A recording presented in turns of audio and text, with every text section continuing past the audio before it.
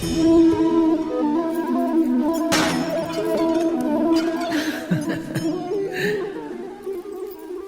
কখনো কোনো ঘটনা মানুষের জীবনের সমস্ত পরিকল্পনা ভেঙে দেয়, আর মানুষ সেই আঘাতকে জীবনের কেন্দ্র বানিয়ে নেয়।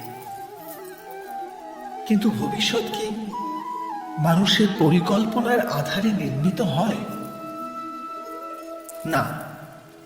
যেভাবে কোন উঁচু পর্বতে যে ব্যক্তি সর্বপ্রথম চড়ে, সেই পর্বতের পাদদেশে বসে সে যা পরিকল্পনা করে, সেই পরিকল্পনায় কি তাকে পর্বতের শিখরে পৌঁছে দিতে পারে?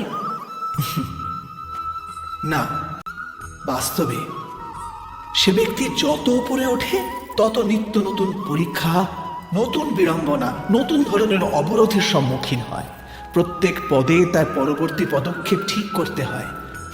প্রত্যেক পদে তাকে পরিকল্পনা বদলাতে হয়। না হলে যদি পুরাতন পরিকল্পনা তাকে খাদের দিকে ঠেলে দেয়, সে পর্বতকে নিজের যোগ্য করে তুলতে পারে না, কেবল নিজেকে পর্বতের যোগ্য করার চেষ্টা করতে পারে। আচ্ছা, জীবনের ক্ষেত্রেও তো এমনই হয়। যখন মানুষ তার জীবনের কোনো একটি বাধা, কোনো একটি অবরোধকে জীবনের কেন্দ্র বানিয়ে নেয়, নিজের জীবনের গতি থামিয়ে দেয়, তখন সে তার জীবনে সফল হতে পারে না, সুখ আর শান্তি প্রাপ্ত করতে। অর্থাৎ জীবনকে নিজের যোগ্য করার চেষ্টার বদলে স্বয়ং নিজেকে জীবনের যোগ্য করে তোলার চেষ্টাই কি সাফল্য আর সুখের একমাত্র মার্গ নয়? স্বয়ং বিচার করুন।